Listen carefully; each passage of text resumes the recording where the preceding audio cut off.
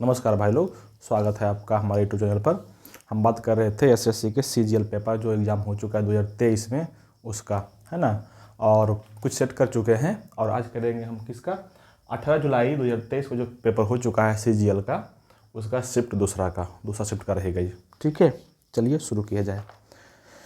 Question number first में है कि 2019 में पद्मश्री पुरस्कार से सम्मानित नर्तकी नटराज को किस योगदान के लिए इस पुरस्कार से किया गया, मतलब सम्मानित किया गया होगा किस पुरस्कार से। तो देखिए ऑप्शन 4 में सीधे सीधे लिखा हुआ है आपको भरतनाट्यम प्रदर्शन के माध्यम से सामाजिक बहिष्कार पर नियंत्रण करना, मतलब इसके लिए दिया गया था इसको पद्मश्री 21 में। ये हम बात करें जब जब भी क्वेश्चन आया है भरतनाट्यम के बारे में तब तक बताया है कि भरतनाट्यम से संबंधित नर्तक कौन कौन है। तो उसमें से बताए थे नटराजन के बारे में, है ना। कौन कौन रहेगा, तो ये तो इसका आंसर तो हो गया, ये भरतनाट्यम से मिला था इसको, नटराजन को, है ना।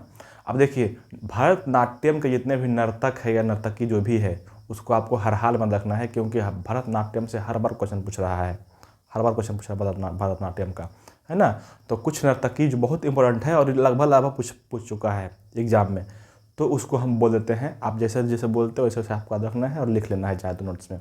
ठीक है, देखिए सुनिए, आपका रखना है क्या, गीता, रामा, पद्मा, सरोजा, चित्रा, काव्या, ओपोली, श्रीवल्ली, उर्मिला, नटराजन, हेरम्बनाथन, ये सभी का सभी क्या है, भरतनाट्यम के नर्तक या नर्तकी है। कितना नाम बोले हैं, लगता है 8-10 बोल दिया है, जैसे गीता, रामा, पद्मा, सरोजा, सब अलग अलग नाम है। गीता, रामा, पद्मा, सरोजा, चित्रा, काव्या, ओपोली, है ना, ओपोली भी अलग है, पूछा हुआ सीरियल में है। फिर चित्रा, काव्या, ओपोली, श्रीवल्ली, श्री सा रखना, सीबी चंद्रशेखर, है ना, एक नर्तक है भरतनाट्यम के। श्रीवल्ली, और बल्ली से कौन सी जगह, अमारलेम बेल्ली, बहुत बार पूछा क्वेश्चन है। अमारलेम बेल्ली का तो लगता है 3-4 बार पूछ चुका है सीरियल में ही खाली, है ना। और एक बजेगा कौन, उर्मिला, एक बजेगा कौन, हेरम्बनाथन, और एक बजेगा कौन, नटराजन, जो इसमें क्वेश्चन पूछा हुआ है। जब भी आता है क्वेश्चन इसका तो सबके बोलते हैं, सब याद रखिएगा तो मजा आएगा, तभी याद रह पाएगा। और जैसे लिखे हैं हम बोले हैं वैसे ही आपको लिख के 2-4 बार रट्टा मारना है, बस याद हो जाएगा। 2-4 बार करिएगा तो याद हो जाएगा, मुश्किल कुछ नहीं है। ठीक है, चलिए, तो ये था भरतनाट्यम के नर्तक, जितना भी भरतनाट्यम का था सब बोल चुके हैं लगभग, है ना। अच्छा, कुछ और देखो होता है, जैसे कथक होता है, तो कथक में बहुत सारे है, जैसे हो गया कौन कौन सी जगह, बिरजू महाराज, शंभू महाराज, सुखदेव महाराज, बिंदादिन महाराज, लच्छू महाराज, अच्छन महाराज, ये सारे महाराज हैं। ठीक है, इसके अलावा भी कई सारे हैं, जैसे हो गया कौन, शोभना नारायण, सरस्वती, मालविका, कालिका, दयमंती, सरस्वती, ये सभी का सभी क्या है, कथक के डांसर है। तो ये सारे आपको रखना है। जैसे कुछ एक और करते हैं ओडिसी का जो सबसे प्रमुख डांसर है वो कौन है, केलुचरण महापात्र है। केलुचरण महापात्र हो गया, संयुक्ता पाणिग्राही हो गया, माधवी मुग्दल हो गया, है ना, सोनलवान सिंह हो गया। ये सबका सब क्या है, ओडिसी के डांसर। तो कुछ जो है आपको डांसर्स के बारे में आपको याद रखना है हमेशा के लिए, ये सब, है ना। चलिए, और अब करते हैं क्वेश्चन नंबर दूसरा। क्वेश्चन नंबर 2 में है कि MBT मतलब मोहम्मद बिन तुगलक ने चांदी के सिक्के के स्थान पर नामक तांबे का सिक्का जारी किया था, मतलब कि चांदी के सिक्के की जगह पर क्या जारी किया था, जीतल। तांबा के जो जारी किया था ना उसको बोलते थे जीतल, है ना। तो इसका आंसर हो गया।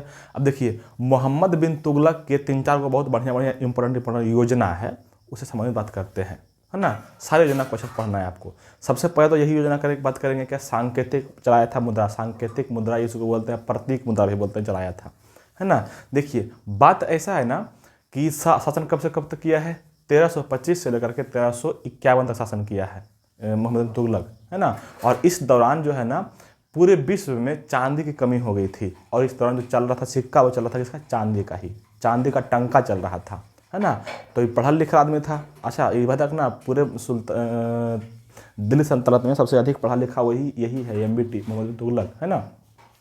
तो ये सोचा क्या कि हम चांदी का सिक्का नहीं चला के कुछ और चलावे, ठीक है, चांदी का सिक्का नहीं चला के कुछ और चलावे। ये क्या किया, सांकेतिक मुद्रा चलाया, है ना। और सांकेतिक मुद्रा के रूप में क्या चलाया था, तो इसके पहले जो है ना सांकेतिक मुद्रा के प्रचलन हो चुका था, जैसे चीन के था कौन मुगलई खान, है ना। और एक और है कौन, ताइतुप ईरान का शासक था, दोनों चला चुका था, उसका सफल हो गया था, लेकिन इसका बेचारा का क्या हो गया, असफल हो गया सांकेतिक मुद्रा। तब सांकेतिक मुद्रा जब असफल हो गया ना, तब चलाया ये चांदी की जगह पे कौन, जीतल का चांद क्या चलाया था जीतल, जो कौन था, तांबा का, है ना। लेकिन फिर भी क्या किया लोग जो है इसका नकल कर लिया, कॉपी बना लिया, दूसरा अलग अलग तरह के मुद्रा बना लिया, है ना, डुप्लीकेट मुद्रा जिसको बोलते हैं, लेकिन ये भी फेल कर गया था। तो इसका असफल योजना था सांकेतिक मुद्रा के रूप में। एक है खुरासान योजना, बहुत इंपॉर्टेंट है, बार बार सवाल पूछता है इससे। खुरासान योजना में जो है ना, चीन के राजा जो है, शासक जो है, भारत में हिमालय से कुमायूं की ओर बढ़ रहा था, मतलब भारत में प्रवेश कर रहा था, है ना। तो उसके प्रवेश को, उसके बढ़त को रोकने के लिए इसने चलाया था एक योजना जिसको बोलते हैं खुरासान योजना। इसमें लगभग 10,000 सैनिकों को भेजा था खुरासान, मतलब कि कुमायूं की पहाड़ी में लड़ाई करने के लिए। कहा जाता है कि उसमें से मात्र और मात्र 10 सिपाही बच के आया था, बाकी सब का सब मर गया था, है ना। तो खुरासान योजना भी इसका क्या हो गया था, असफल हो गया था।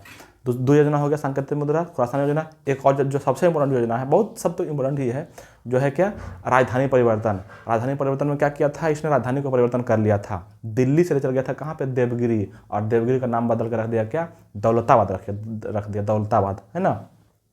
क्यों ले गया था, इसलिए लिया गया था ना कि दिल्ली से दक्षिण भारत, दिल्ली पड़ता जनरली उत्तर भारत में लगभग, है ना, और दक्षिण भारत में बहुत दूर तक इसका कंट्रोल था, इसके पहले शासक को, है ना। तो दक्षिण भारत के कुछ शासक जो है स्वतंत्र होना चाह रहे थे, लड़ाई कर रहे थे आपस में, है ना। तो उसी को कंट्रोल, दक्षिण भारत को कंट्रोल करने के लिए जो है राजधानी परिवर्तन किया, कहाँ पे, देवगिरी दौलताबाद। लेकिन फिर भी कंट्रोल नहीं हो पाया, कुछ ना कुछ राज्य अलग ही हो गया, है ना, जैसे वारंगल हो गया, है ना, वो क्या हो गया, अलग हो गया। आपको पता होगा 1336 ईस्वी में विजयनगर का स्थापना हो गया था, वारंगल के जस्ट बगल में पड़ता है ना। जो कहते कौन, हरिहर बुक्का कर लिया था। उसके बाद 1347 ईस्वी में बहमनी राज्य का स्थापना हो गया था, हसन गंगू बहमन शाह किया था, है ना। तो ये भी क्या हो गया, असफल ही हो गया था, है ना। एक और चलाया था योजना, इसको बोलते हैं कृषि में सुधार। कृषि में सुधार के लिए इसने एक चलाया था योजना, क्या, अमीर ए कोही। आधा की जगह बहुत इंपॉर्टेंट क्वेश्चन बनता है, अमीर ए कोही से कौन चलाया था, तो मोहम्मद बिन तुगलक। ये किससे संबंधित है, कृषि कार्य से संबंधित है ना, मोहम्मद बिन तुगलक के बारे में। अच्छा, कुछ बात और करते हैं इसके बारे में। जैसे बात की क्वेश्चन था कि इसका पैसा लगना, तो पैसा तो करवे नहीं किए। जैसे अगर पूछे कि एक ऑप्शन दिया हुआ आपका क्या, रूपक कौन चलाया था, चंद्रगुप्त द्वितीय जो था, है ना, जिसको बोलते हैं विक्रमादित्य भी। तो चंद्रगुप्त द्वितीय जो है ना, शक को हराया था। और कैसे हराया था ना, तो शक के ग्रुप में, शक बहुत मजबूत था, मतलब चीन की तरफ से आक्रमण करने वाला था, खूंखार भेड़ तक, है ना। उसके ग्रुप में जाके, उसी का भेष धर के उसके ग्रुप में जाकर उसका राजा को मार दिया था और जीत गया था, है ना। तो रूप धर के गया था ना, उसी जीत के उपलक्ष्य में चलाया था क्या, मुद्रा चलाया था रूपक, है ना। और वहीं पे धारण किया था उपाधि भी, उसको बोलते सकारी। शक को हरण करने के लिए सकारी का उपाधि धारण किया था चंद्रगुप्त द्वितीय, है ना। एक ऑप्शन दिया आपका क्या, रुपया कौन चलाया था, शेरशाह सूरी चलाया था। चांदी का चलाया था क्या, रुपया, जो 180 ग्रेन के बराबर था। और एक चलाया था क्या, तांबा का चलाया था ये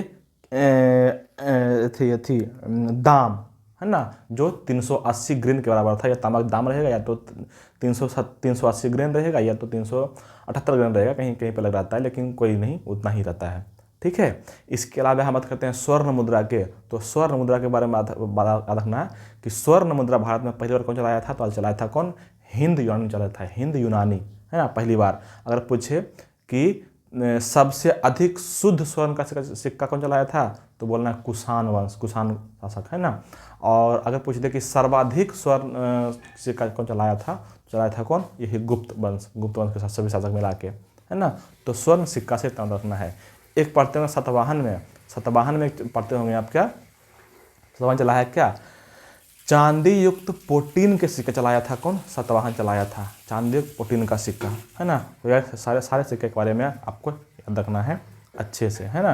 अच्छा, MBT का नाम क्या था, उलुंग खान का नाम था, मूल नाम इसका क्या था, उलुंग खान, है ना। इसको बोला गया था क्या, रक्त पिपासु पागल बोला गया था, है ना, पागलपन रक्त पिपासु वगैरह बोला गया था, है ना, स्वप्नशील बोला गया था। इसका उपनाम था, इसको देख के बोला, मतलब लोग बोला था, इसका उपनाम दिया था, ठीक है। अच्छा, इसके बारे में चलिए, बहुत हो गया, याद नहीं करेंगे, बहुत हो गया इसके बारे में। आगे बढ़ाते हैं क्वेश्चन नंबर आपको आ जाएगा कहाँ पे, क्वेश्चन नंबर 3। क्वेश्चन नंबर 3 में है कि सीमेंट में मौजूद सिलिका, सीमेंट में मौजूद सिलिका की अनुमानित मात्रा है ना। सिलिका की अनुमानित मात्रा कितना है, इसका आंसर जो होगा वो होगा क्या, 17 से 25%, 17 से 25% के आसपास उसमें सीमेंट जो होता है सिलिका होता है। ठीक है, अब सीमेंट से संबंधित जितनी भी तथ्य है आपके सामने हम रखते हैं। देखिए, सीमेंट का एक और नाम है, उसको बोलते हैं पोर्टलैंड सीमेंट बोलते हैं। उसको क्या बोलते हैं, सीमेंट का नाम क्या है, पोर्टलैंड सीमेंट भी बोलते हैं। क्यों बोलते हैं, इसलिए कि ब्रिटेन में पोर्टलैंड एक पत्थर होता है जो बहुत हार्ड होता है, मजबूत होता है ना। तो सीमेंट भी जम के बहुत हार्ड और मजबूत हो जाता है उसी पोर्टलैंड पत्थर के जैसा, इसलिए इसका नाम है पोर्टलैंड सीमेंट भी बोलते हैं। ठीक है, खोज किया था कौन, जोसेफ बार्डिन इसका खोज किया था, है ना। अगर पूछ दे कि सीमेंट में क्या क्या होता है संघटक, है ना, तो याद रखिएगा कैल्शियम, मैग्नीशियम और फेरस के ऑक्साइड, कैल्शियम, मैग्नीशियम और फेरस के ऑक्साइड होता है। इसके अलावा जिप्सम होता है, एल्यूमिना होता है ना। ये सारे मतलब मटेरियल होता है। अब कौन कौन सा कितना रेशियो में होता है, कितना परसेंट में होता है, ये आपको याद रखना है। देखिए, अभी हम क्या बोले हैं, कैल्शियम, मैग्नीशियम और फेरस, इस सब का क्या रहेगा, ऑक्साइड रहता है। ठीक है, इसके अलावा आपको क्या रहेगा, जिप्सम रहता है। इसके अलावा एल्यूमिना रहता है ना, एल्यूमिना रहता है। और इसके अलावा आपका जो ऑप्शन क्वेश्चन में दिया हुआ था कौन, सिलिका, ये भी रहता है ना, ये सारे रहता है। ठीक है, तो सब कितना कितना परसेंट में रहता है आपको जान लेना है थोड़ा सा। यहाँ पे जो सिलिका दिया हुआ था ऑप्शन में, है ना, ये लगभग 20% के आसपास रहता है, 20% के आसपास। अब देखो 2-4% इधर उधर हो जाएगा तो कोई बात नहीं है, लेकिन उतना की रेंज में रहेगा ये, है ना। 20% के आसपास सिलिका रहता है ना। 5% के आसपास रहता है जिप्सम, 10% के आसपास रहता है एल्यूमिना, है ना। और बाकी 50% के आसपास रहता है कौन, ये कैल्शियम ऑक्साइड, है ना। और बाकी मैग्नीशियम ऑक्साइड और फेरस ऑक्साइड बहुत कम मात्रा में रहता है। तो कम से कम ये सारी बातें आपको याद रखना है। एक सवाल यहाँ से और बनता है कि जिप्सम इसमें क्यों मिलाते हैं, तो जिप्सम सीमेंट में इसलिए मिलाते हैं क्योंकि उसके जमने की दर को ये कम करता है, धीरे करता है, ना कि ऐसा कि उसमें तो सीमेंट में तुरंत पानी डालें और तुरंत से जम जाएगा 10 से 15 मिनट में, तो फिर सही से यूज नहीं हो पाएगा उसका, है ना। तो जिप्सम का प्रयोग क्यों करते हैं, जिप्सम होता है इसका प्रयोग इसीलिए करते हैं क्योंकि जमने की दर को धीरे करता, कंट्रोल करता है, ताकि 1-2 घंटा लगे जमने के लिए, है ना। और जब जाएगा तो फिर क्या हो जाएगा, बहुत हार्ड हो जाएगा। ठीक है, ये अच्छा, इसमें जो जमता है ना, इसके जमने की प्रक्रिया 2 तरह से होता है ना। एक होता है हाइड्रेशन, है ना। जमने की प्रक्रिया 2 तरह से होता है, कौन होता है, एक होता है हाइड्रेशन, है ना, और एक और होता है हाइड्रोलिसिस। ये 2 प्रक्रिया होता है, 2 प्रोसेस होता है जमने में, हाइड्रेशन और हाइड्रोलिसिस, दोनों को याद रखना है, सब याद रखना है अच्छे से। ठीक है, तो ये सारी बातें था पोर्टलैंड सीमेंट से संबंधित। चलिए क्वेश्चन नंबर नेक्स्ट करते हैं।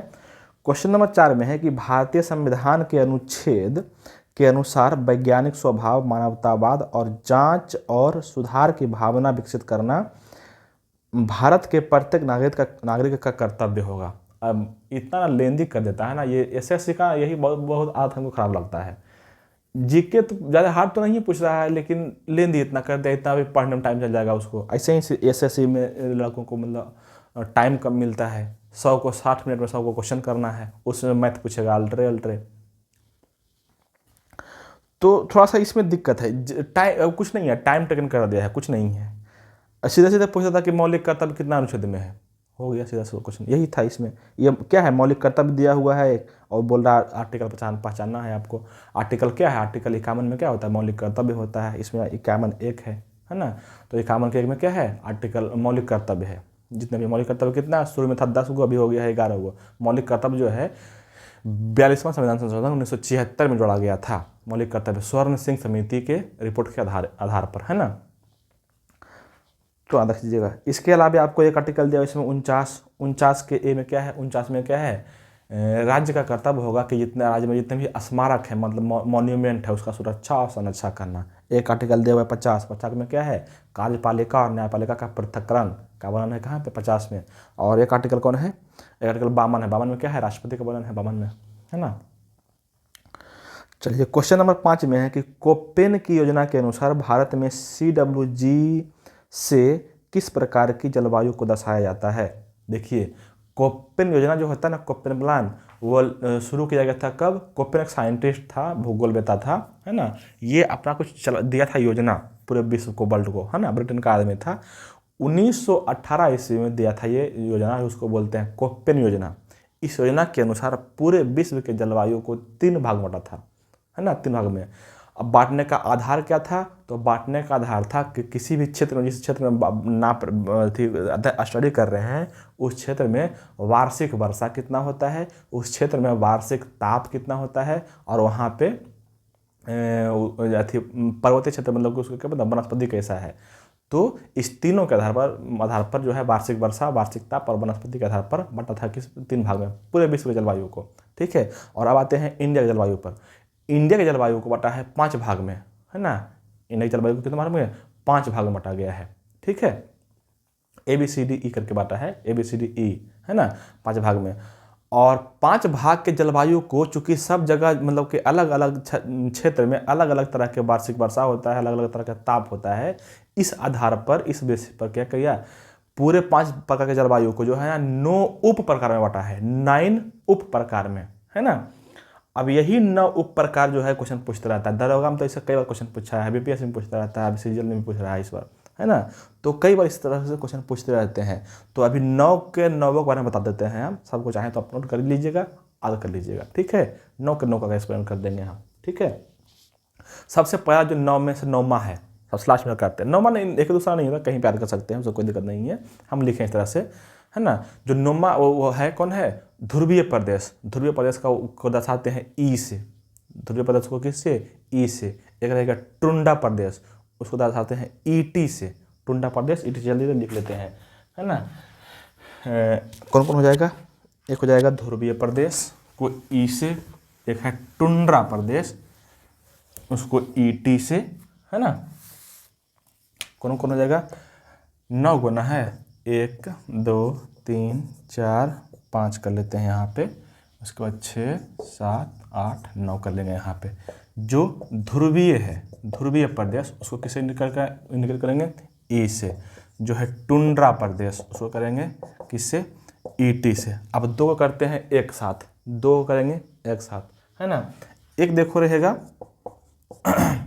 उष्ण कटिबंधीय सवाना, एक रहेगा उष्ण कटिबंधीय सवाना, और एक रहेगा उष्ण मरुस्थल, मरुस्थल, है ना। एक रहेगा उष्ण कटिबंधीय सवाना, एक रहेगा उष्ण मरुस्थल।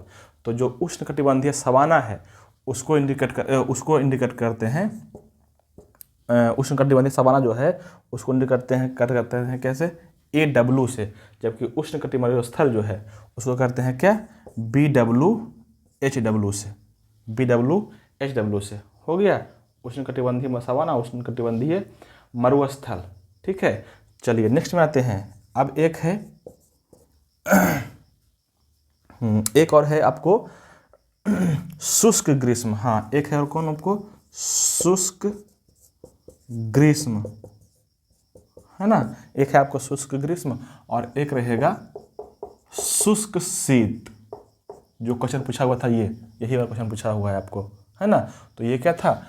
EWG, शुष्क शीत रहेगा, शुष्क शीत ऋतु।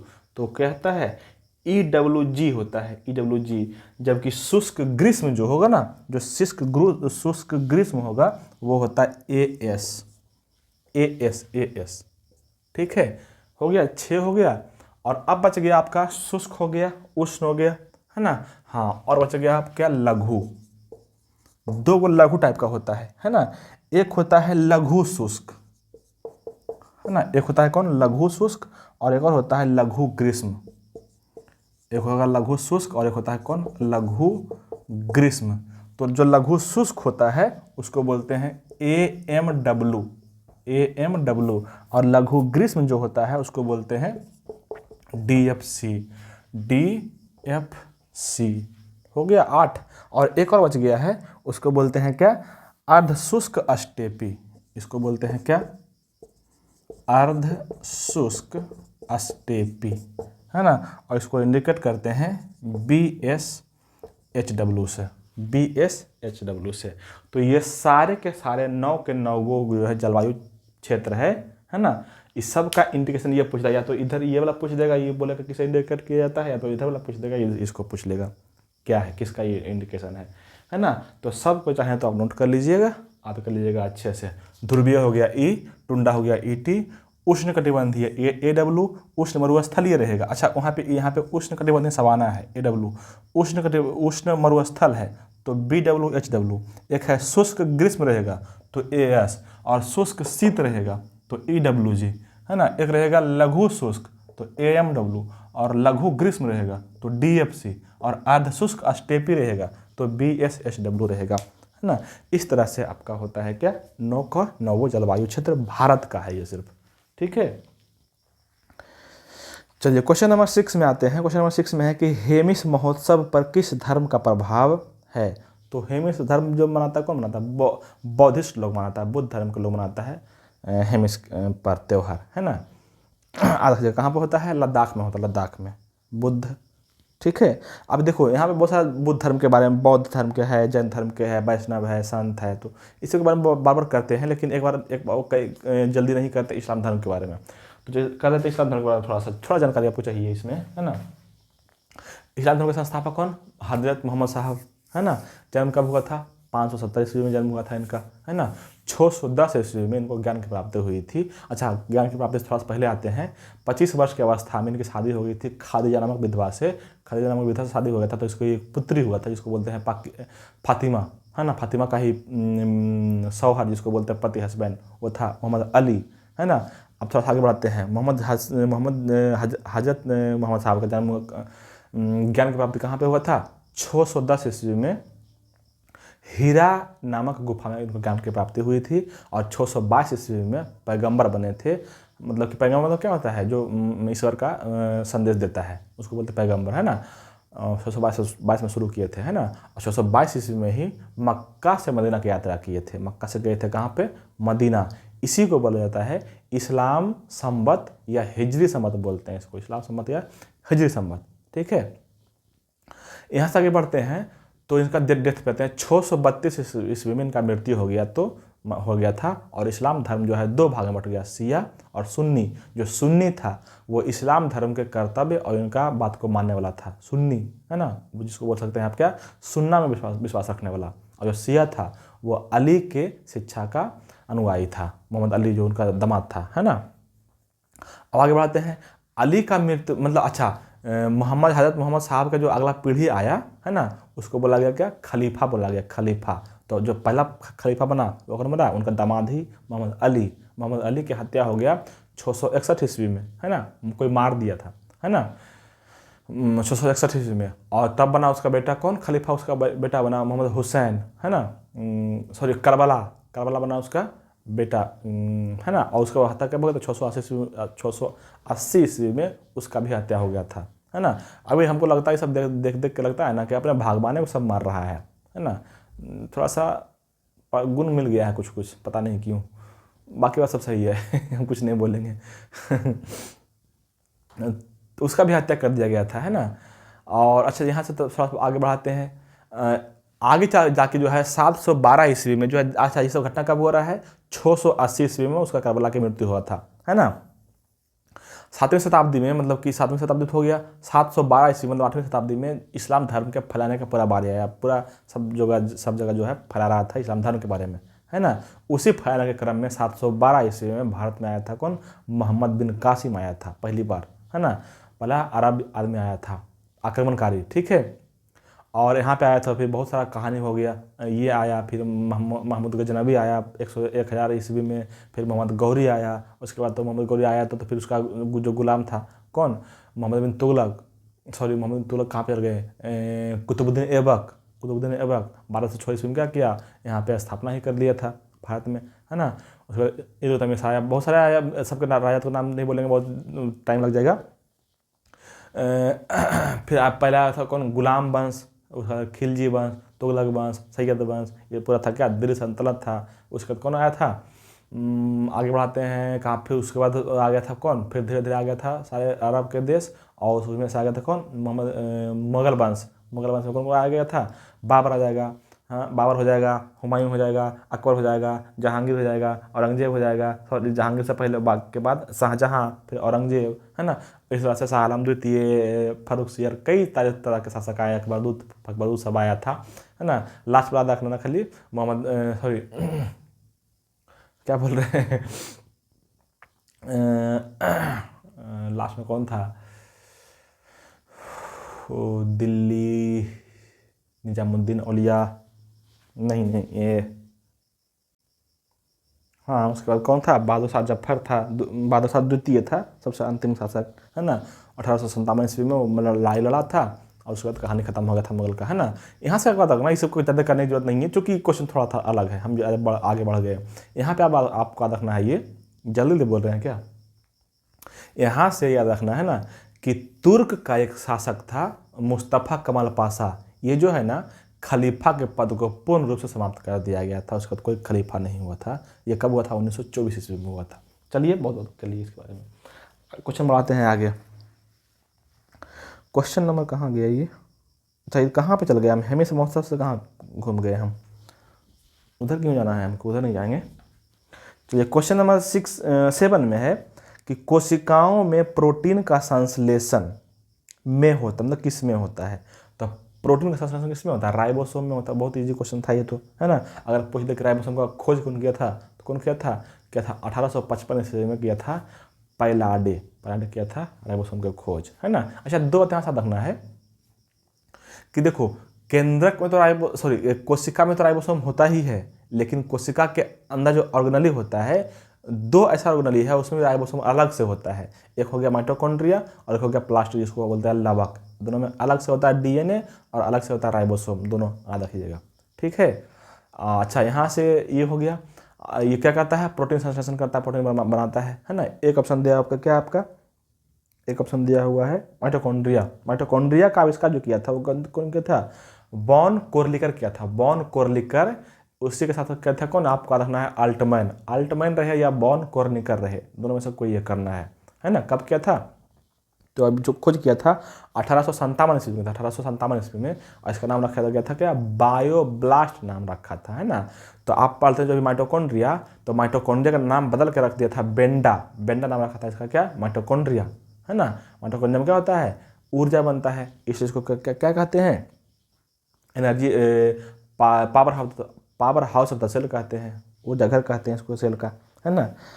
चलिए क्वेश्चन नंबर, सॉरी इसी में एक ऑप्शन दिया हुआ है गोल्जी काय को ही बोलते हैं, गोल्जी बॉडी खोज किया था कौन, कैमिलो गोल्जी खोज किया था 1898 से इसका खोज किया था। इसमें क्या होता है, तो इसमें जो होता है प्रोटीन का पैकेजिंग होता है, रखिएगा समवेस्ट, हिंदी में लिखा हुआ है समवेस्टन, इंग्लिश में रखिएगा पैकेजिंग होता है, प्रोटीन का लिपिड का क्या होता है इसमें पैकेजिंग होता है, ठीक है। एक ऑप्शन दिया आपका केंद्रक की खोज कौन किया है, 1831 में रॉबर्ट ब्राउन किया है ना, याद रखिएगा। केंद्र का कार्य क्या है, पूरे कोशिका को नियंत्रित करता है, कंट्रोल करता है, कोशिका विभाजन में हेल्प करता है। केंद्र के अंदर डीएनए होता है, केंद्र के अंदर क्रोमोसोम होता है ना। और एक ऑप्शन अब नहीं है, कोई ऑप्शन नहीं है। क्वेश्चन नंबर 8 में है कि तेलुगु फिल्म RRR ने किस व्यक्ति द्वारा रचित नाटू नाटू गीत के लिए गोल्डन ग्लोब जीतकर इतिहास रच दिया, ये कौन था, MM किरवानी था, जो गोल्डन ग्लोब अवार्ड था, गीत लिखा था कौन, नाटू नाटू नाचोरे वाला, है ना। क्वेश्चन नंबर 9 में है ना कि जुलाई 2021 में भारत सरकार ने यह सुनिश्चित करने के लिए कि देश का प्रत्येक बाल वर्गीय के अंत तक मूलभूत साक्षरता और संख्यात्मकता प्राप्त कर ले, यह सुनिश्चित करने के लिए समझ और संख्यात्मकता के साथ पढ़ने में प्रवीणता के लिए एक राष्ट्रीय पहल निपुण भारत की शुरू की। इतना कर दिया खींच खींच के इतना लंबा कर दिया क्वेश्चन को ना कि पढ़ने में 1 मिनट लगेगा, ऐसा का इतना लंबा क्वेश्चन करना था, सोच अगर टाइम कम रहा तो मारा वो नहीं करेगा, वो उससे जगह इतना टाइम में दूसरा कुछ बना लेंगे हम, ऐसा इससे लंबा खींच जाता, कुछ है नहीं, बहुत ईजी क्वेश्चन है, जो भी पढ़ता हुआ करंट अफेयर तुरंत बनाएगा इसको। भारत सरकार चलाया था एक योजना जिसको बोलते हैं निपुण, है ना। निपुण का मतलब क्या होता है, निपुण का जो फुल फॉर्म होता है उसको क्या बोलते हैं, नेशनल इनिशिएटिव हो गया, national initiative in reading with understanding and proficiency, इसका मतलब ये हो गया कि रीडिंग और संख्यात्मकता के साथ बच्चों को आगे बढ़ाना है ना। कहाँ से कहाँ तक था, तो 3 वर्ष से लेकर के 9 वर्ष तक के बच्चों के लिए शुरू किया गया था ये। तो यही इसमें आंसर 3 देगा, है ना। 3 देगा या 9 देगा, कुछ भी देगा, है ना। तो ये तक कुछ नहीं था, बकवास कर दिया इतना लंबा, खाली क्वेश्चन कुछ है नहीं था इसमें। ये था क्वेश्चन नंबर 9, ठीक है। चलिए क्वेश्चन नंबर 10 में आते हैं। क्वेश्चन नंबर 10 में है कि अल्लारिप्पू भारत के किस शास्त्रीय नृत्य का एक नृत्य है। तो अल्लारिप्पू जो है ना, वो भरतनाट्यम का एक नृत्य है ना। अभी बताया था भरतनाट्यम के सब नर्तक के नाम, है ना। भरतनाट्यम के नर्तकी के नाम बताए थे ना, है ना। कौन कौन? पद्मा, रामा, रत्ना, सरोजा, चित्रा, काव्या, ओपोली, श्रीवल्ली, अमारलेम, और कौन? हाँ, ये हेरमनाथ था, नटराजन, ये सब था, है ना। अच्छा, एक इसमें ऑप्शन दिया हुआ बड़े मजेदार, कथकली। कथकली का ही एक और नाम है रंगवेदी। रंगवेदी है कथकली का नाम, ठीक है, बढ़िया है। तो अच्छा, कभी पूछ ले कि कथकली के संस्थापक कौन था, तो याद रखिएगा कोटाराकारा। कोटाराकारा थम्पुरन। कोटाराकारा थम्पुरन जो इसका संस्थापक था, है ना, किसका? कथकली के। और एक और रखना, काला मंडलम। काला मंडलम से नाम 3-4 याद रहेगा आपको। काला मंडलम शिवरामन होगा, काला मंडलम नंबीदुरई होगा, है ना। ऐसे कई सारे नाम जो है, जो किसका है? कथकली का नर्तक है वो, ठीक है, याद रखिएगा। एक और रखना कोट्टक्कल शिवरामन, है ना। कोट्टक्कल शिवरामन भी इसका डांसर था, है ना। और एक रखना कनक रेले, बहुत मतलब कि नाम मिलेगा इसका, कनक रेले का, कथकली के, है ना। ओडिसी के भी बताए हैं। ओडिसी का कौन कौन था? संयुक्ता पाणिग्राही, माधवी मुग्धा, केतुचंद महापात्र, सोनमान सिंह, झावेरी बहन, ये सब किसका है? ओडिसी का। एक है कथक का, अभी बोले हैं बहुत सारा, लच्छू महाराज, अच्छन महाराज, बिंदादिन महाराज, सुखदेव महाराज, शंभू महाराज, है ना, बिरजू महाराज, ये सब हो गया, है ना। इसके अलावे कौन हो जाएगा? नैना, सुवर्णा, है ना, ये सारे हो जाएंगे किसके? कथक के, कथक डांसर, ठीक है। कथक कहाँ पे था? उत्तरी भारत में रहेगा या यूपी में रहेगा, ठीक है। ओडिसी उड़ीसा में, कथकली केरल में, भरतनाट्यम तमिलनाडु में। क्वेश्चन नंबर 11 में है कि टाइफ्लॉप्स क्या है। टाइफ्लॉप्स क्या है? अंधा सांप है, कुछ नहीं, इसको याद रख लेना है, ज़्यादा दिमाग खर्च करने की जरूरत है नहीं, ठीक है। क्वेश्चन नंबर 12 में है कि किस अवधि को भारत की जनसंख्या की वृद्धि के अस्थिर या अस्थिर चरण की अवधि के रूप में जाना जाता है। तो इसका जो आंसर होगा कौन होगा? 1901 से 1921 ईस्वी के काल को बोलते हैं क्या? अस्थिर काल, है ना। इसलिए कि 1900 से 1 से लेकर के 1911 तक जो है ना, बहुत कम बढ़ा था। और 1911 से लेकर के 1921 तक घट गया था जनसंख्या भारत के, है ना। तो इस 20 वर्ष के दौरान जो है ना, मतलब कि कैसा कहा जाता है कि इसमें बहुत कम बढ़ा था, उसमें घट गया था, तो पूरा अस्थिर रह गया था, नहीं बढ़ा पाया था वो जनसंख्या, ठीक है। तो अच्छा, ये 1921 वाला बहुत बार पूछता है क्वेश्चन, है ना। अच्छा, अगर आपका रखना थोड़ा सुनना है इसके बारे में कि जनसंख्या के जनगणना पहली बार कौन किए थे भारत में? कौन किए थे? 1872 ईस्वी में एक वायसरा गवर्नर था, कौन? लॉर्ड मेयो, वही शुरू किया था, मेयो, ठीक है। याद रखिएगा, बेचारा मेयो जनगणना शुरू करवाया, इसको यहीं मार दिया था, मर गया था यहीं पे, है ना। अफगान के कोई पठान नामक पठान था, चाकू घोप के मार दिया था लॉर्ड मेयो के, जबकि बढ़िया काम किया था मेयो। मेयो जो है ना, अजमेर में बनाया था क्या? मेयो कॉलेज का स्थापना किया था, ठीक है, मेयो कॉलेज। अच्छा, ये था 1872 में। और नियमित जनगणना अगर पूछते कि नियमित जनगणना को शुरू किया था, तो नियमित जनगणना शुरू किया था लॉर्ड रिपन 1881 ईस्वी में। 1881 से लेकर के अब तक चल रहा है लगातार, 81 से 91, 1, फिर 11, फिर 21, 31 ऐसे करके हमेशा, मतलब कि 11 के अथी में चल रहा है ये जनगणना, ठीक है।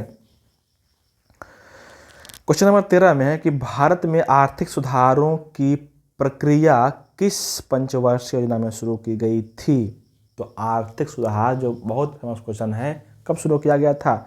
8वें पंचवर्षीय योजना में शुरू किया गया था। इसमें कुछ दिमाग लगाने की जरूरत है नहीं, थोड़ा सा भी पढ़े होंगे तो आपको पता होगा, और पता होना भी चाहिए। आइए बात करते हैं किसके बारे में? पंचवर्षीय योजना के बारे में। अगर कोई पूछ ले कि पंचवर्षीय योजना कहाँ से लिया गया है, तो बोलना है कहाँ से लिया गया है? रूस से लिया गया है पंचवर्षीय योजना। कहाँ से? रूस से, है ना। और संविधान सभा में शामिल करने में पंचवर्षीय योजना में, योजना का सबसे बड़ा हाथ किसका था? जवाहरलाल नेहरू जी का था। ठीक है, आइए बात करते हैं पंचवर्षीय योजना के बारे में। पहला पंचवर्षीय योजना, दूसरा, तीसरा, चौथा, पाँचवा, छठा, सातवां, आठवां, नौवां, 10वां। इतना दिख रहा होगा आपको, कम से कम 10 करवे करेंगे, है ना। हाँ दिख रहा है इतना तक, है ना, 10 तक दिख रहा है। जो पहला था 1951 से 56 तक, दूसरा 56 से 61, तीसरा 61 से 66, चौथा 66। अच्छा 66 के बाद देखो, 66 के बाद क्या जाएगा, 66 के बाद 67 से 68, है ना, 68 से 69, है ना, या बोल सकते हैं 66 से 67, 67 से 68, 68 से 69। जरा था क्या, जरा था योजना अवकाश, है ना, योजना अवकाश इसको बोलते हैं, याद रखिएगा। ठीक है, फिर शुरू कब होगा, 69, मतलब कि 1969 से लेकर के 74 तक। फिर देखो 74 से लेकर के 78 तक। अगर रखना, पाँचवीं पंचवर्षीय योजना जो है 4 साल में ही खत्म हो गया था। 78 74 से 78 ही है, 4 साल में। सवाल कई बार पूछता है कि कौन सा पंचवर्षीय योजना 4 साल में ही खत्म हो गया था, ये से पूछेगा, या पूछेगा कौन सा पंचवर्षीय योजना मतलब कि पूरा अवधि पूर्ण होने से पहले खत्म हो गया था। कौन रहेगा, पाँचवीं पंचवर्षीय योजना। कब से कब तक, 1974 से 78 तक। ठीक है, यहाँ याद रखना है क्या। अच्छा क्यों खत्म हो गया था, क्योंकि इस समय आ गई थी जनता पार्टी की सरकार, जिसमें प्रधानमंत्री बने थे कौन, मोरारजी देसाई। उन्होंने बोला कि नहीं, हम 5 वर्ष में अधिक गणना नहीं करेंगे, हम करेंगे हर वर्ष गणना। चलाया था, रोलिंग प्लान चलाया था वो, है ना। रोलिंग प्लान चला था कब, 2 वर्ष, 78 से 79 और 79 से 80, 2 वर्ष चला था। और मोरारजी की सरकार 2 वर्ष में खत्म हो गिर गया था, है ना। तो ये भी चला था क्या, इसको बोलते हैं रोलिंग प्लान या योजना अवकाश बोल सकते हैं, है ना। और आधा छठी पंचवर्षीय योजना कब से चलेगा, 80 से 85 तक, 80 से 85, 7वां 85 से 90, है ना। 8वां चलेगा 92 से 97। क्यों, क्योंकि यहाँ से 90 से 91, 90 से 91 और 91 से 92। फिर जो है 2 साल जो है चला था क्या, रोलिंग प्लान चला था। ठीक है, तो 8वां कब जाएगा, 92 से 97। फिर 9वां 97 से 2002। फिर 10वां 2002 से 2007, है ना। तो ये था 10, कम से कम 10 रखना है ना। अब जल्दी लिख लेते हैं कि इसमें जो है ना, अगर लिखने में बहुत टाइम लग जाएगा, तो सब कुछ बोल देते हैं, आप सुन लीजिएगा, लिखने में बहुत टाइम लग जाएगा, है ना, बोल देते हैं ऐसे ही। देखो जो प्रथम पंचवर्षीय, सबके हम बोलते हैं क्या, उसका उद्देश्य क्या था। बहुत बार पूछता है क्वेश्चन इसका, किसका उद्देश्य क्या था, है ना। जो पहला पंचवर्षीय, अच्छा बताइए, हम ये भी याद कैसे करना है आपको, है ना। प्रथम पंचवर्षीय योजना का जो उद्देश्य था वो क्या था, अर्थव्यवस्था को विकसित करना, पहला पंचवर्षीय योजना का उद्देश्य। दूसरा का था समाजवादी समाज की स्थापना करना, तीसरा अर्थव्यवस्था को आत्मनिर्भर बनाना, चौथा स्थायित्व के साथ विकास, पाँचवा गरीबी उन्मूलन, छठा गरीबी उन्मूलन एवं रोजगार में वृद्धि, है ना। छठा ना हो जाएगा, छठा। सातवां में बहुत सारा काम है, सामाजिक और आर्थिक दृष्टिकोण से असमानता को दूर करना, पहला काम। और दूसरा पहला उद्देश्य, है ना, और इसी में उद्देश्य दिया गया था, इसी में उद्देश्य था क्या, 7वां में ही, कि उत्पादन को बढ़ाना है। ये कम से कम 2 याद रखना है 7वां में। ठीक है, 7वां में हो गया। अब आते हैं 8वां में, मानव संसाधन का विकास, 8वां में। 9वां में न्यायपूर्ण वितरण, ठीक है। और 10वां में बहुत इम्पोर्टेंट क्वेश्चन यहाँ से बनता है ना, कि 10वां जो कहा गया था ना, इसमें कहा गया था गरीबी और बेरोजगारी दोनों को समाप्त करना, 10वां पंचवर्षीय योजना का मूल उद्देश्य था। तो 10 पंचवर्षीय योजना का मूल उद्देश्य बोल चुके हैं। एक बात और सवाल बहुत बार पूछता है कि कौन सा पंचवर्षीय योजना किस मॉडल पर आधारित था, है ना। शुरू से सबके बारे में बोल देते हैं, सुनिएगा। पहला जो था हेराल्ड डोमर, है ना। दूसरा महालनोबिस, तीसरा सैंडेन चक्रवर्ती, चौथा अशोक एंड एलन माने, पाँचवा डीपी धर, छठा आयात निर्यात, सातवां व्यापक आयात निर्यात, आठवां जगह मूलर मॉडल, है ना, आठवां। नौवां नोमाम आइए, आपका नोमाम क्या हो जाएगा, एक सेकेंड नोमाम हो जाएगा, हाँ 9 में हो जाएगा। 9 में है आपका क्या, हाँ उदारीकृत मॉडल, इसका क्या हो जाएगा 9 में उदारीकृत मॉडल। और 10वां में फिर से आ जाएगा क्या, व्यापक स्तर पर आयात निर्यात मॉडल 10वां में। कम से कम हर हाल में इतना आपको याद रखना है, ठीक है। चलिए अब बहुत हो गया इसमें, ये सारी बात आपको रखना है ऐसे। क्वेश्चन नंबर कितना था, 13 था ये, क्वेश्चन नंबर 13 था ये, है ना।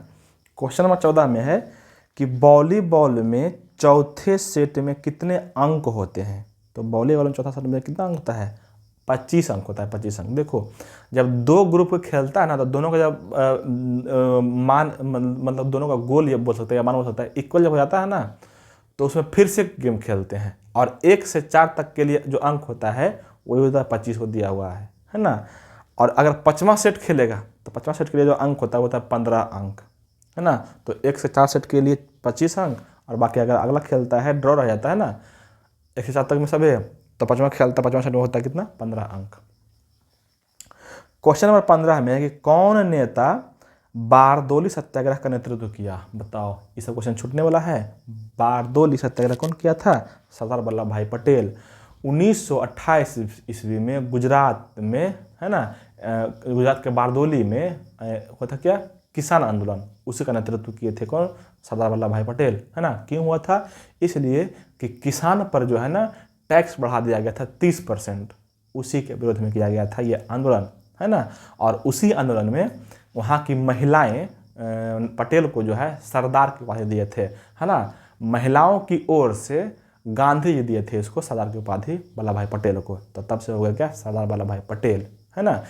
वल्लभ भाई पटेल के बारे में कुछ बात आपको और याद रखना चाहिए, उसमें ये कि अंतरिम सरकार का जब गठन हुआ था तो उसमें ये गृह मंत्री बने थे, और 1950 में इनका देहांत हो गया था, है ना।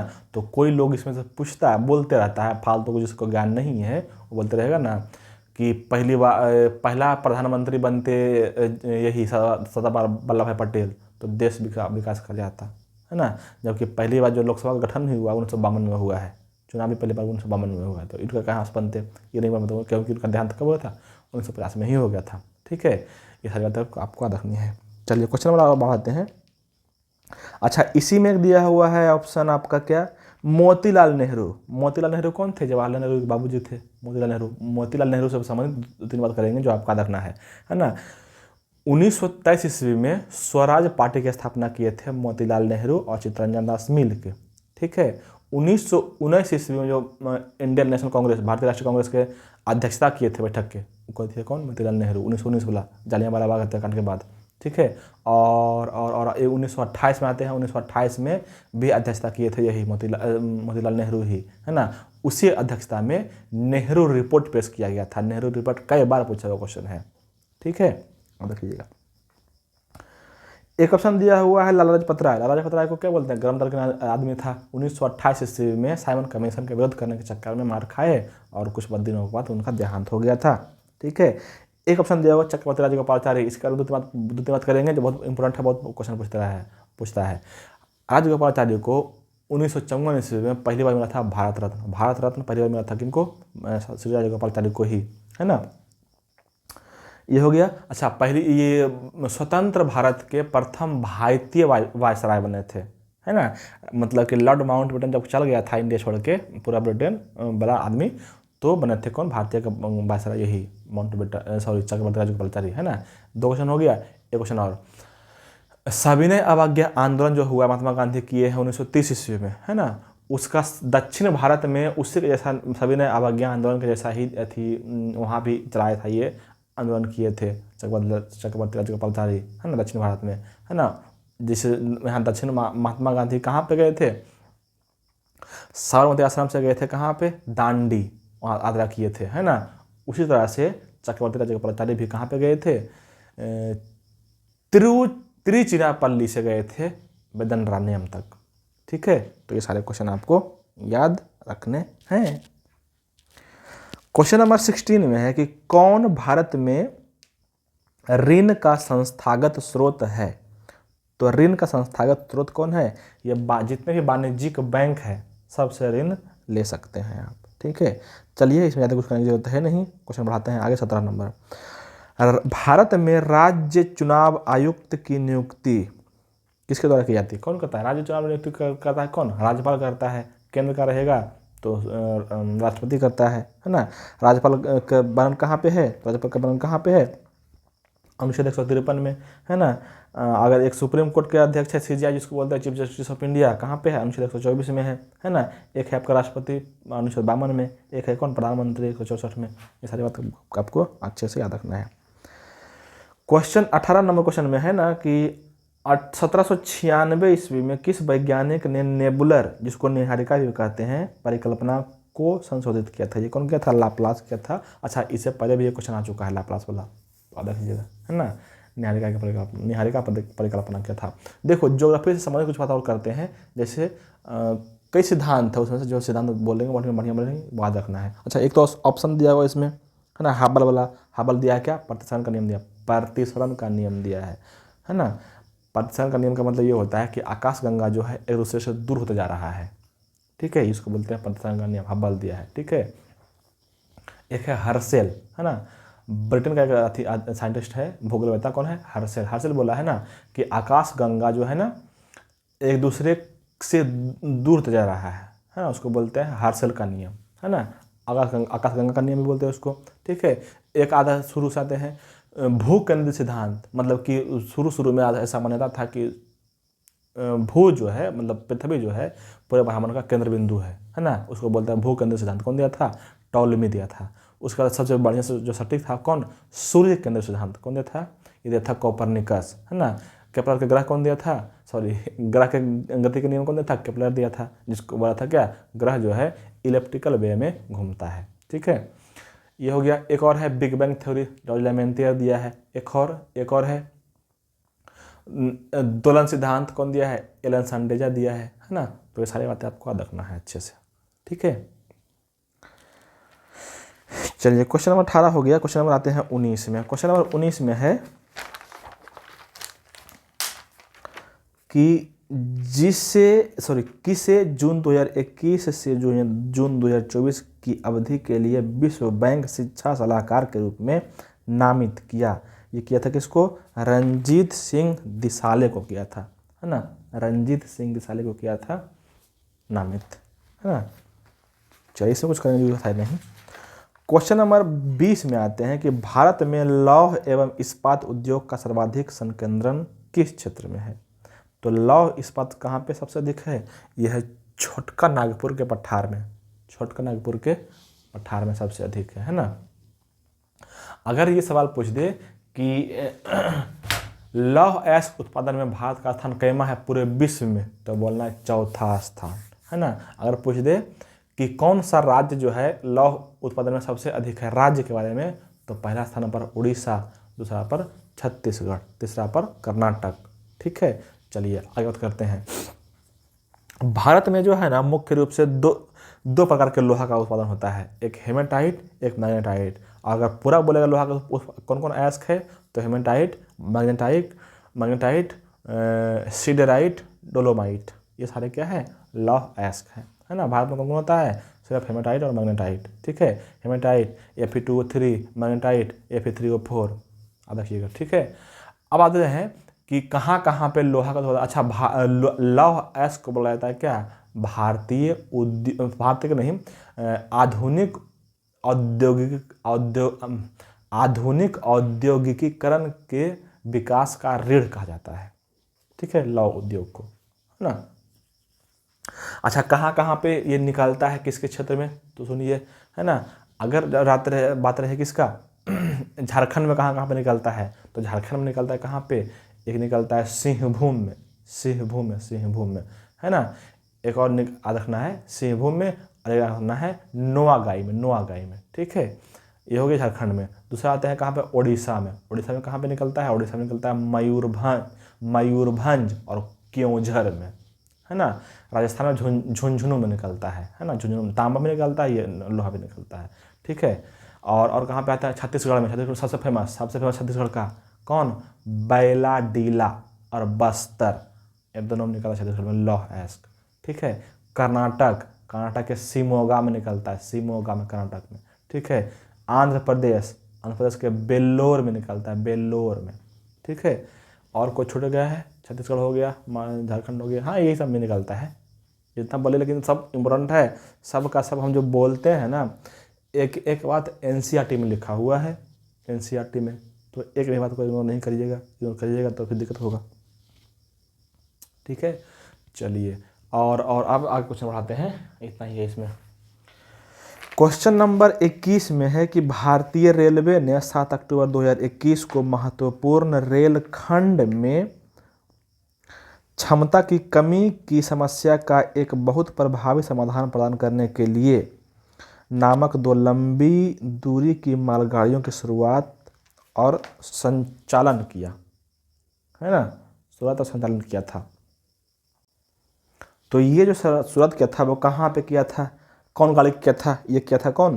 त्रिशूल और गरुड़ का किया था। त्रिशूल और गरुड़ जो है ना, 2 गो यथी था, उसको किया था, ठीक है। तो इस तरह से चलिए क्वेश्चन नंबर 22 में है कि एक दिवसीय क्रिकेट मैचों में एक गेंदबाज अधिकतम कितने ओवर फेंक सकता है? फेंको, जितना हो सके फेंको और जोर से फेंको। मीम है ना। कितना एक बार गेंदबाज कितना 10 ओवर करता है ओडीआई में, है ना। ये तो बहुत सिंपल क्वेश्चन, जो क्रिकेट जल्दी में भी हल्का फल्का भी कभी देखा होगा। लड़का तो मार ही देगा, लड़की को दिक्कत पहले हो सकता है। खास करके वैसे लड़के को जो बहुत मतलब गेम अवेयर नहीं है, कुछ भी नहीं है। अच्छा, T20 में कितना फेंकता है? 4 ओवर फेंकता है। T20 में 4 ओवर, और वनडे में कितना? 10 ओवर। और टेस्ट में लिमिट नहीं रहता है, कितना भी फेंक सकता है, जितना क्षमता उतना फेंको, जोर से फेंको। टेस्ट में, ठीक है। चलिए क्वेश्चन नंबर 23 में है कि किस मौर्य राजा ने कलिंग लड़ाई के बाद युद्ध छोड़ दिया? बताओ। अशोक छोड़ दिया था, अशोक, ठीक है, अशोक। बात करते हैं कब की? बात करते हैं कहाँ पे? चंद्रगुप्त मौर्य के। चंद्रगुप्त मौर्य जो है मौर्य वंश की स्थापना किया था, है ना। चंद्रगुप्त मौर्य वंश के स्थापना किया था, है ना। और इसके बाद जो शासक आया था, है ना। अच्छा, इसी के दरबार आया था कौन? मेगास्थनीज जो है इसी के दरबार में आया था। जन्म कब हुआ था इसका? 244 ईस्वी पूर्व में, 244 ईस्वी पूर्व में जन्म हुआ था, है ना। और देहांत कब हुआ था? 298 में, 298 ईस्वी पूर्व की बात कर रहे हैं, ईस्वी पूर्व की, 298 में, 298 ईस्वी पूर्व में जब इसका, अच्छा कहाँ पे मौत होता है ये पूछता है। कर्नाटक के सरवनबेलगोला में इसका देहांत होता है, चंद्रगुप्त मौर्य के, है ना। और इसके बाद इसका बेटा बना शासक इसका कौन? बिंदुसार। देखो, एक है बिंदुसार और एक है बिंबिसार, ये दोनों अलग अलग है। तो मौर्य वंश का जो शासक है, मौर्य वंश का, है ना, वो कौन है? बिंदुसार। और जो बिंबिसार है वो हर्यक वंश का संस्थापक है ना, हर्यक वंश का संस्थापक बिंबिसार, और ये है बिंदुसार। चंद्रगुप्त मौर्य का दूसरा शासक जो था वो कौन था? बिंदुसार था। 298 ईस्वी में गद्दी पर बैठा था। इसी को बोला गया है वारिसार, इसी को वायुपुराण में बोला गया है मद्रसार। नाम रखना, पूछा क्वेश्चन है, ठीक है। और इसका बाद इसका बेटा आया था कौन? अशोक, जो सबसे फेमस था, है ना। अशोक का गद्दी पर बैठा था। देखो अशोक में थोड़ा सा लफड़ा है। लफड़ा ये है कि 271 हाँ ठीक है, 271 नहीं 69, क्या बोल रहे हैं, 73 में, सॉरी, नहीं सही है। अब 273 ईस्वी में ये जो है ना गद्दी पाने की कोशिश किया था, 273 ईस्वी पूर्व में, है ना। लेकिन 4 वर्ष इसको लग गया भाई से निपटते। तो कभी सुनते होंगे आप कि 4 भाई को मार के मतलब गद्दी पर, सॉरी 100 भाई को मार के गद्दी पर बैठा है ना। तो वही भाई से लड़ाई करते करते 4 वर्ष बीत गया। तो 273 से पीछे आएंगे 4 वर्ष, कहाँ पर आएगा? 269 पर, है ना। तो 269 ईस्वी में प्रमुख रूप से गद्दी पर बैठा था ये अशोक, है ना। और यहाँ पे बनता है एक सवाल कि गद्दी पर बैठने के 8वें साल, मतलब कि 69 साल के टाइम में, कहाँ पे? 61 में, मतलब 261 ईस्वी में कलिंग पर आक्रमण किया था।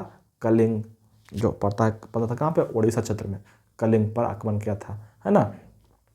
और कलिंग में इतना भयंकर नरसंहार हुआ, इतना मारकाट हुआ कि उसको देख के इसका दिल पसीज गया और बोला कि आज के बाद मारकाट नहीं, है ना। क्या किया, बौद्ध धर्म अपना लिया था, है ना, और मारकाट छोड़ दिया। ठीक है, याद रखिएगा। अच्छा, एक ऑप्शन दिया संघमित्रा हो गया, इसका बेटा जो इसको भेजा था कहाँ पे, श्रीलंका भेजा था बौद्ध धर्म के प्रचार प्रसार करने के लिए, है ना। देखो अशोक से संबंधित आपको है ना 7 गो स्तंभ लेख है और 14 गो शिलालेख है। 7 गो स्तंभ लेख और 14 गो शिलालेख, सब के बारे में हम बोल देंगे, किसमें किसमें क्या वर्णन है ये भी बोल देंगे, आपको ध्यान से रखना है याद, है ना। पहले बात करते हैं स्तंभ लेख के। पहला स्तंभ लेख है जिसको है जो उसको बोलते हैं कौशाम्बी अभिलेख, इसी को बोलते हैं रानी का अभिलेख भी इसी को बोलते हैं। इसी का एक और नाम है इलाहाबाद लेख भी बोलते हैं इसको। ठीक है, सब तीनों नाम है, कौशाम्बी अभिलेख, रानी के अभिलेख, इलाहाबाद लेख, इलाहाबाद लेख रहे, या उसी का नाम हो गया था क्या प्रयाग, तो प्रयाग लेख भी यही है ना। ये पहला लेख हो गया किसका, है ना। अच्छा रखना है कि इसको कौशाम्बी से इलाहाबाद लाया था कौन, इलाहाबाद लाया था अकबर, आप रखिएगा। कौशाम्बी से लाया था कौन, इलाहाबाद अकबर लाया था, है ना। तो सब नाम है इसका, फर्स्ट अभिलेख। दूसरा अभिलेख में आते हैं, एक है दूसरा अभिलेख में आते हैं कौन, FST जो लाया था दिल्ली का, कहाँ, दिल्ली मेरठ है, और एक है दिल्ली टोपरा। 2 अभिलेख है, 2 अभिलेख नहीं, हाँ अभिलेख ना, स्तंभ लेख है, हाँ स्तंभ लेख की बात कर रहे हैं, है ना। दिल्ली टोपरा और दिल्ली मेरठ, मतलब टोपरा से दिल्ली लाया था और मेरठ से दिल्ली लाया था कौन, FST फिरोज तुगलक लाया था दिल्ली। ये क्वेश्चन कई बार पूछा हुआ है। 3 हो गया, कौशाम्बी, दिल्ली मेरठ, दिल्ली टोपरा, 3 हो गया। आगे आते हैं, आगे है लौरिया अरेराज, लौरिया नंदनगढ़, है ना। लौरिया नंदनगढ़ पर मोर का चित्र है, मोर का चित्र, है ना। कहाँ पे है, पश्चिम चंपारण में। ठीक है, लौरिया अरेराज हो गया, लौरिया नंदनगढ़ हो गया। एक है रामपुरवा, ये भी कहाँ पे है, चंपारण में ही है। 3 यहाँ से हो गया, 3 3 छो। और एक हो गया कौन, रुम्मीनदेई अभिलेख, रुम्मीनदेई अभिलेख जो सबसे छोटा अभिलेख है। ये क्वेश्चन पूछा हुआ कि कौन सा अभिलेख सबसे छोटा है, तो रुम्मीनदेई। ठीक है, ये था सब क्या, स्तंभ लेख था। और आप आते हैं शिलालेख पर। शिलालेख क्या है, 14 गो। 14 में क्या क्या है बोल देते हैं। पहला में पशु बलि की निंदा है, दूसरा में मानव और पशु दोनों के चिकित्सा का व्यवस्था है, तीसरा में अधिकारियों का दौरा है, चौथा में चौथा में भेरी घोष की जगह धम्म घोष की व्याख्या है, पांचवा में अधिकारियों का महामात्र की नियुक्ति है, पांचवा में क्या, महामात्र की नियुक्ति है, छठा में आत्मसंयम है, 7वां और 8वां में तीर्थ यात्रा है, 7 8 हो गया। 9 में शिष्टाचार है, 10 में है प्रजा के हित में सोचना, है ना। 10 में हो गया क्या, प्रजा के हित में सोचना। 10 हो गया। 11 है ना, 11 में है धम्म की व्याख्या, 12 में है कलिंग, 12 में क्या हो जाएगा, धम्म की व्याख्या हो गया 11 में। 12 में हो जाएगा, हाँ 12 में स्त्री महामात्र की नियुक्ति। ठीक है, स्त्री महामात्र की नियुक्ति। 13 में है क्या, कलिंग आक्रमण, कलिंग का युद्ध 13 में। और 14 में धार्मिक जीवन जीने का संदेश दिया गया है, अभिलेख 14 में, शिलालेख 14 में। ठीक है, तो इस तरह से 14 शिलालेख का कहानी खत्म है। कम से कम इस बात आप याद रखा करिए, है ना। अच्छा, बाकी एक दो देखो यहाँ पे सांस्कृतिक क्षेत्र, सांस्कृतिक क्या बोलते हैं, सामाजिक क्षेत्र से कुछ क्वेश्चन बनता है, यदि लोगों से नहीं बन पाता है। ठीक है, ये तो क्वेश्चन दिया हुआ था, भी क्वेश्चन दिया हुआ भी था, है ना। चलिए, बहुत हो गया इससे, अब कभी इसके बारे में आएगा ना तो बात वहाँ पे करेंगे, है ना। How how how how question number 23 था ये। क्वेश्चन नंबर 24 में है कि अलीगढ़ आंदोलन का संस्थापक था जो भारत में मुसलमानों के पुनरुद्धार के लिए काफ़ी हद तक जिम्मेदार था। मतलब कि अलीगढ़ आंदोलन का संस्थापक कौन था, ये कौन हो जाएगा, सैयद अहमद खान। सैयद अहमद खान 1875 ईस्वी में किए थे क्या, अलीगढ़ आंदोलन। ठीक है, और सैयद अहमद खान ही क्या किए थे, भारत में मुस्लिम एंग्लो ओरिएंटल कॉलेज की स्थापना किए थे। पहली बार मुस्लिम शिक्षा के लिए कोई कॉलेज बना था, ये बहुत बढ़िया काम किए थे मुस्लिम शिक्षा के प्रति, है ना। याद रखिएगा, है ना। यही जो है सैयद अहमद खान जो है ना, पीरी मुरीद पर था, पीरी मुरीद पर था, और मुस्लिमों में दास प्रथा को समाप्त करवाया था। ठीक है, कम से कम ये सब बात याद रखिएगा। एक ऑप्शन दिया आपका क्या, मोहम्मद इकबाल दिया हुआ। मोहम्मद इकबाल क्या है, सारे जहां से अच्छा हिंदुस्तान हमारा। ये गाना गाए हैं मोहम्मद इकबाल, है ना। एक है खान अब्दुल गफ्फार खान। खान अब्दुल गफ्फार खान के बारे में ये जानना है, इसको बोलते हैं, बोला जाता है क्या, सीमांत गांधी बोला जाता है ना। महात्मा गांधी जब आंदोलन कर रहे थे सविनय अवज्ञा आंदोलन 1930 में गुजरात में, तो उसी समय कहा जाता है कि पश्चिम भारत में सविनय अवज्ञा आंदोलन का नेतृत्व कर रहे थे कौन, यही खान अब्दुल गफ्फार खान, पश्चिम भारत में, है ना। याद रखना है। एक स्थापना किए हैं खान अब्दुल गफ्फार खान, खुदाई खिदमतगार के, है ना, खुदाई खिदमतगार के, इसी को बोला जाता है लाल कुर्ती का स्थापना, ठीक है। तो सही बात है, आपको देखना लाल कुर्ती का स्थापना कब, 1930 में, ठीक है। चलिए क्वेश्चन नंबर 25 में है, 25 और सबसे लास्ट, है ना, कि कौन उपधातु है।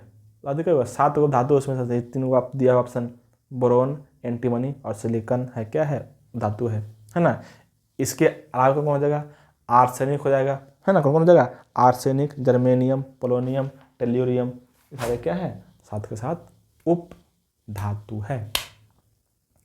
तो इस तरह से आज का सेट खत्म होता है यहीं पे, है ना। और अगर आपको कोई हमसे शिकायत करना है, कोई कंप्लेन करना है, तो बेशक करिए, है ना। एक्सेप्ट है, हम मानेंगे। अगर गलती होगी तो मानेंगे, नहीं होगी तो क्यों मानेंगे, तो क्यों मानना है भाई, है ना। और अगर अच्छा लगा तो अगल बगल में कोई है दोस्त, आपको लगता है कि बताना चाहिए उसको, तो बताइए, नहीं तो डोंट वरी, अपने हेल्थ का ख्याल रखें, बाकी बात खुश रहिए। Thank you.